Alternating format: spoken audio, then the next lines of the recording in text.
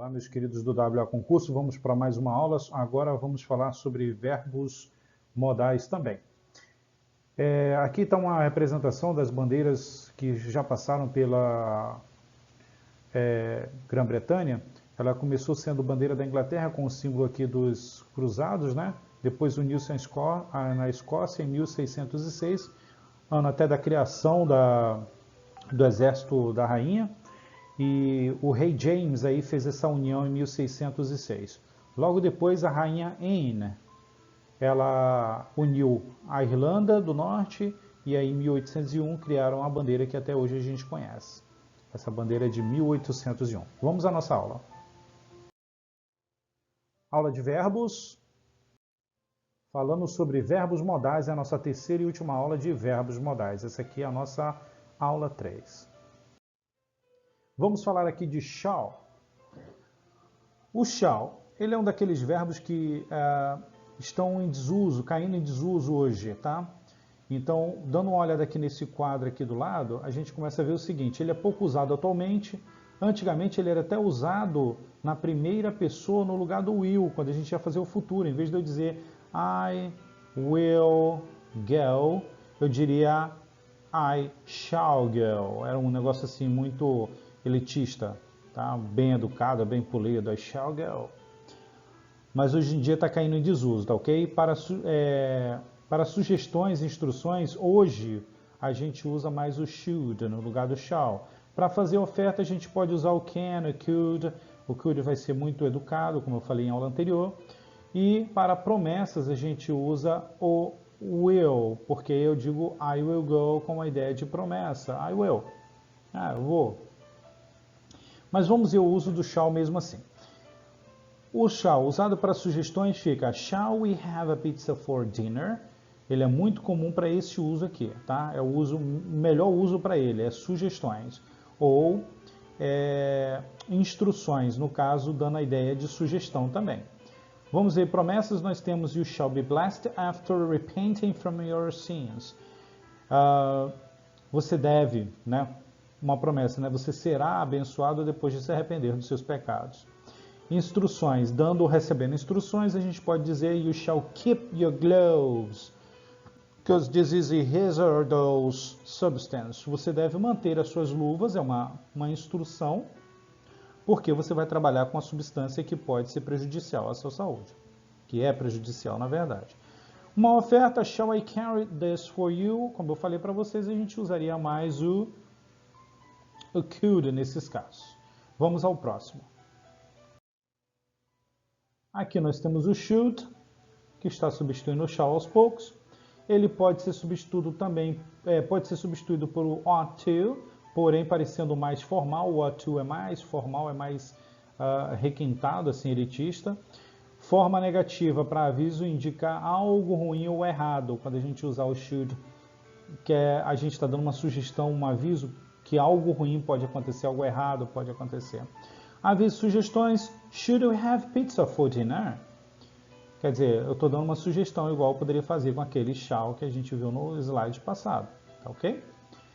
Instruções. Dando ou recebendo instruções, tá? Ele não é tão formal como o ought to, que eu falei, mas ele também serve. You should keep your gloves. O mesmo exemplo que eu dei anteriormente, because this is a hazardous substance. O should, mais contínuos ou perfeito, ele tem um efeito até similar.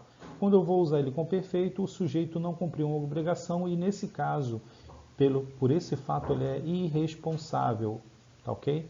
Ele não é responsável, é uma pessoa responsável em si, pelo fato dele não ter cumprido aquela obrigação. You should have arrived at 6 a.m., but you are late again. É uma pessoa irresponsável. Agora, o should mais o contínuo dá a ideia de que o cara não cumpriu, porém não é uma questão de responsabilidade em si. É que ele não liga para aquilo. Dando a ideia de que aquilo para ele não tem sentido, vamos dizer assim. Olha aqui. You should be wearing your seatbelt. Você deveria estar usando o seu cinto de segurança. Tem muita gente que não é uma questão de responsabilidade ou não, é porque ela não entende o porquê que ela tem que usar ou para ela não tem sentido aquilo. Vamos para o próximo. Ought to. a gente falou que ele pode substituir o should, só que de maneira mais, dando a ideia mais formal da coisa, tá? O ought to normalmente é usado para avisos e alertas, principalmente quando é escrito, ok? Quando é escrito, se você for escrever, you ought to get close to the first place. Você tem que chegar mais perto do primeiro lugar. É um alerta, né? Obrigação moral.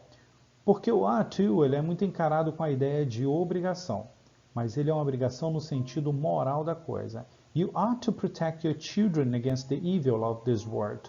Você tem que proteger suas crianças do mal deste mundo. Então, o que dá a ideia aqui é de eu tenho obrigação de proteger. Mas que obrigação é essa? É uma obrigação legal? Bom, quando a gente fala dos males do mundo, a mentira, a corrupção, sei lá, não é uma obrigação legal proteger as crianças disso, mas sim uma obrigação moral, tá? De fazer essa proteção. Numa guerra entre should e ought to, nós temos aqui as seguintes colocações. O should é mais comum e usado do que o ought to, porque o ought to é muito formal. Ought to é menos usado. Já o should é usado em ambas, falado ou escrito.